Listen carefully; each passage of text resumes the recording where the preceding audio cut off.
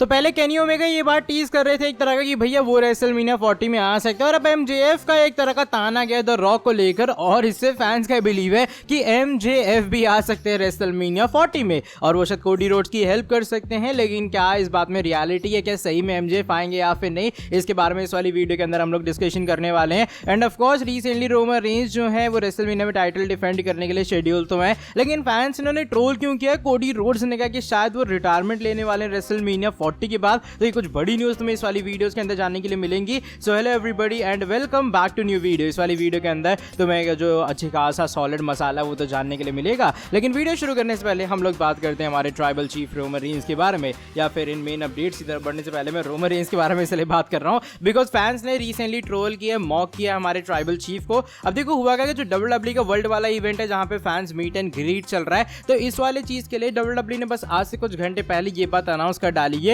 कि वहां पर द रॉक भी अपीयर होंगे। यानी कि अगर तुम्हें द रॉक से मिलना वो अपॉर्चुनिटी भी डब्ल्यूडब्ल्यूई तुम्हें इस रेसलमेनिया वीकेंड में प्रोवाइड कर रही है। तो फैंस ने यहाँ पर ट्रोल किया रोमन रेंज को ये कहते हुए कि भाई रोमन रेंज को क्या हो रहा है, मतलब द रॉक तो रोमन रेंज से ज्यादा रेगुलर हो गए हैं, बिकॉज रोमन रेंज इस डब्ल्यूडब्ल्यूई वर्ल्ड वाले इवेंट के लिए एडवर्टाइज नहीं है। यहाँ पर डब्ल्यूडब्ल्यूई ने उन्हें कहते हैं ना कहा नहीं कि भैया वो आएंगे, तो इसका मतलब ये है कि द रॉक आ रहे हैं लेकिन रोमन रेंज नहीं आ रहे, जो कि फैंस को सरप्राइज कर रहा है कि भाई वो बंदा हॉलीवुड से आया है, वो हर जगह अपीयर हो रहा है, लेकिन रोमन रेंज एक डब्ल्यूडब्ल्यूई स्टार होके भी हर जगह नहीं आ रहे, वो हर जगह एक सॉर्ट ऑफ आके पार्टिसिपेशन नहीं कर रहे, जबकि ये रेसलमेनिया वीकेंड चल रहा है। तो देखो क्या होता है फिलहाल, तो यही वो कुछ चीज है कि डब्ल्यूडब्ल्यूई वर्ल्ड वाले इवेंट के ऊपर द रॉक आ रहे रोमन रेंज ने, जिसके कारण रोमन रेंज को फैंस ने ट्रोल भी कर डाला है, या रोमन रेंज ने फैंस ने रोमन रेंज को सॉरी ट्रोल कर डाला, उल्टा बोल गया मैं। अब चलो बढ़ते हैं आज की हमारी नेक्स्ट अपडेट की तरफ। इस बार ये रेसलमेनिया 40 के बारे में जुड़ी है, और लगा ऐसा है कि लोगन पॉल हमारे रेसलमेनिया 40 के अंदर कुछ स्पेशल एंट्रेंस करते हुए नजर आएंगे, बिकॉज रिसेंटली फोटो सर्कुलेट हुई है,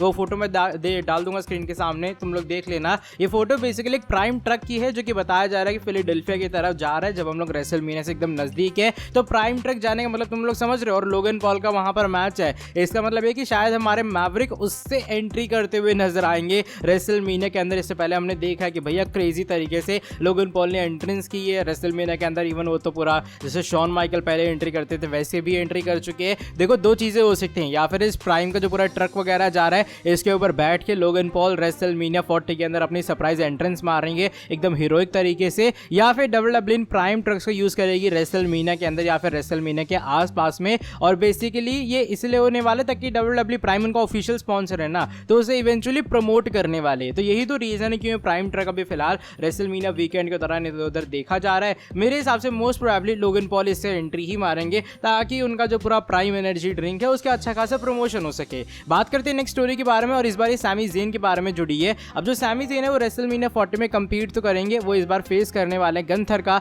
एक इंटरकॉन्टिनेंटल चैंपियनशिप मैच के अंदर। बाय द वे रिसेंटली क्या हुआ कि ये बात की अनाउंसमेंट हुई कि नेटफ्लिक्स वाले ने एक फेस्ट करवा रहे हैं जहां पर उसका नाम है नेटफ्लिक्स इज अ जोक। ये मई 11 को होगा, और इस वाले फेस्ट के ऊपर जो सैमी ज़ेन है और उनके जो फ्रेंड है एवलॉन, जो कि हॉलीवुड के बंदे हैं, वो मिलकर यहाँ पर एक कॉमेडी शो होस्ट करने वाले हैं। तो ये आउट ऑफ नोवेयर अनाउंसमेंट आई कि सैमी ज़ेन कॉमेडी शो का पार्ट बनने वाला है, और वहां पर जाके वो कहते हैं ना कॉमेडी जैसे करते हैं लोग वैसे करेंगे, वही स्टैंड अप कॉमेडी यार, वही चीज सैमी ज़ेन करने वाले हैं। और ये बात इस इवेंट के अनाउंस से नेटफ्लिक्स स्पॉन्सर्ड इवेंट होने वाला है। तो मुझे नहीं पता इसको लेकर क्या तुम लोगों को रिएक्शन देना चाहिए, क्या ये अपडेट देने लायक थी भी या फिर नहीं, लेकिन बस ये कुछ बात है जो कि मुझे लगा बतानी चाहिए कि रेसलिंग के अलावा सैमी ज़ेन कुछ इस तरीके से स्टैंड अप कॉमेडी के अंदर भी थोड़ा बहुत अपना ट्राई करने वाले नेटफ्लिक्स के अपने इस पूरे इवेंट के अंदर। बात हम लोग आज की हमारी अगली स्टोरी के बारे में करते हैं, जो कि डब्ल्यूडब्ल्यूई स्पीड के बारे में जुड़ी है, जिसका ऑफिशियली कल रात को डेब्यू हो चुका था। अगर तुम लोग ट्विटर के ऊपर एक्टिव हो गए तो वहां पर डब्ल्यूडब्ल्यूई ने उसका पूरा प्रीमियर वगैरह चला दिया था कि भाई देखो ये हमारा डब्ल्यूडब्ल्यूई स्पीड है।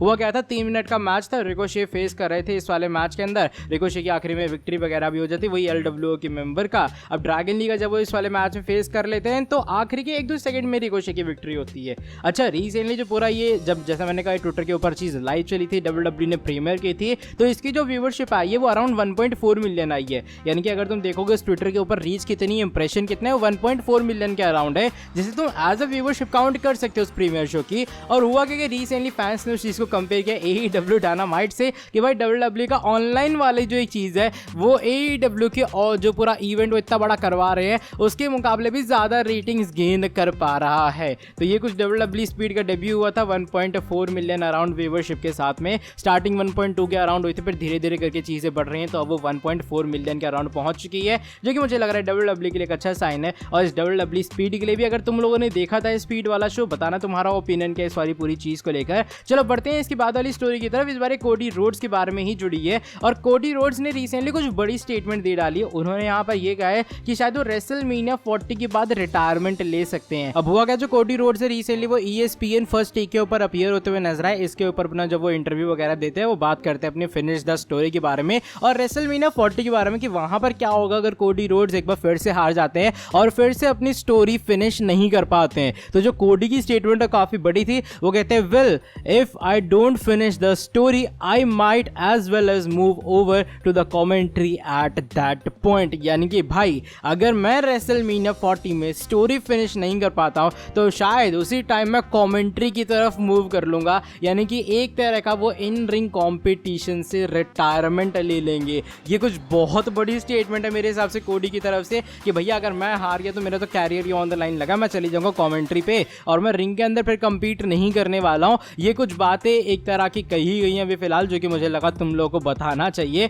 तो हमारे हिसाब से क्या सोचना है भाई इस पूरी बड़ी स्टेटमेंट को लेकर, क्योंकि अगर कोडी हार जाते तो क्या सही में कमेंट्री में शिफ्ट हो जाएंगे? अगर नहीं तो क्या इसका मतलब ये कि कोडी जीतने वाले रेसलमेनिया 40 के अंदर? तो ये इंटरव्यूज हल्के से कंफ्यूज कर रहे हैं। लेकिन तुम्हारे हिसाब से क्या कोडी रोड्स रिटायरमेंट के बारे में सही में सोचेंगे अगर वो हार जाते हैं, या फिर तुम्हारे हिसाब से कोडी जीतने वाले हैं रेसलमेनिया 40 में? चलो बढ़ते हैं आज की हमारी नेक्स्ट एंड फाइनल स्टोरी की तरफ, और इस बार ये जुड़ी है MJF एंड हमारे Dwayne Johnson the people champ the Rock के बारे में। कल मैंने बताया था किस तरीके से केनी ओमेगा ये सब चीज़ें टीज कर रहे हैं, और उसी वीडियो के अंदर मैंने तुम्हें बताया था कि एक्चुअल में एक पेंटिंग बनाई थी रिसेंटली बंदी ने, और उस वाली पेंटिंग के ऊपर द रॉक ने कहा था कि भाई वो पेंटिंग खरीदेंगे ताकि वो मामा रोड्स को पेंटिंग गिफ्ट कर पाए। ये पेंटिंग थी जहां पर कोडी रोड्स एकदम खूनो खून हो रखे थे। अब कोइंसिडेंटली ये जो पेंटिंग बनाई है वो पेंटिंग बनाई थी इस बार हमारे MJF की एक्स ने। हाँ तुम सही सुन रहे हो, यहाँ पर वो जो पूरी आर्ट वगैरह थी जिसको हमारे द रॉक खरीदने के बारे में सोच रहे थे वो MJF की एक्स ने बनाई थी। तो इसी के ऊपर जो हमारे MJF है वो रिप्लाई देते हैं द रॉक को, जिसका स्क्रीनशॉट तुम लोग देख पा रहे होगे। लिखते first you still my glorious idea to lash Cody. यानी कि भाई अगर तुम लोगों को AEW देखा हो तुम्हें याद होगा एक बार कोडी को ऐसी बेल्टों से पड़ी थी MJF के हाथों से, राइट? तो वैसे कुछ सिमिलर यहाँ पर द रॉक कर रहे थे। MJF का कहना ये है कि भाई तूने मेरा आइडिया चुराया AEW वाला और तूने वैसे ही कोडी रोड्स को मारा है। दूसरी बात ये, now you are trying to cope art off from my X. यानी कि भाई अब तुम अपनी थोड़े कहते हैं अलायंस टाइप बना रहे हो और मेरी एक्स से जो आर्ट है उसकी खरीदने के बारे में सोच रहे हो। फिर वो कहते हैं the Rock I am your fan but please leave me by डुई। यानी कि भैया मैं तुम्हारा फैन जरूर लेकिन मुझे अकेला छोड़ दो, इस झाम में मत फंसाओ। ऐसी कुछ बातें MJF की तरफ से आई है सामने। तो जैसी ये बात आई है फैंस ये बात प्रेडिक्ट कर रहे कि भैया रेसलमेनिया 40 के अंदर ऐसा तो नहीं MJF आ जाएंगे, ऐसा तो नहीं वो कोडी रोड्स की हेल्प करने वाले हैं। लेकिन थोड़ा तुम लोग को बुरी खबर देता हूँ, और वो बुरी खबर फाइटफुल सेलेक्ट की तरफ से आई है सामने। फाइटफुल ने बात कंफर्म की है कि अभी फिलहाल जो कॉन्ट्रैक्ट है MJF का वो AEW के साथ में है और वो रेसलमेनिया 40 में अपीयर नहीं होंगे। बाकी देखो लास्ट टाइम मूवमेंट के ऊपर अगर कोई अपडेट आएगी सामने ऑफ कोर्स उसकी चीज़ें तुम्हें चैनल के ऊपर भी अपडेटेड मिल जाएंगे। लेकिन अभी फिलहाल MJF का ये स्टेटस है वो AEW के साथ में है और वो WWE के अंदर रेसलमेनिया 40 में अपीयर नहीं होंगे, डिस्पाइट जो उनकी इंटरेक्शन हुई है हमारे पीपल्स चैंप के साथ में। चलो बाय द वे वीडियो थोड़ी लंबी चौड़ी हो गई, but that is it for today video. अगर तुम्हें ये वाली वीडियो पसंद आई है वीडियो को तुम लोग नीचे लाइक कर देना, चैनल को सब्सक्राइब कर देना, बेल नोटिफिकेशन को कर देना ऑन। अब मैं तुमसे मिलता हूँ आके नेक्स्ट वीडियो के अंदर बहुत ज़्यादा जल्दी। Till then bye bye, take care.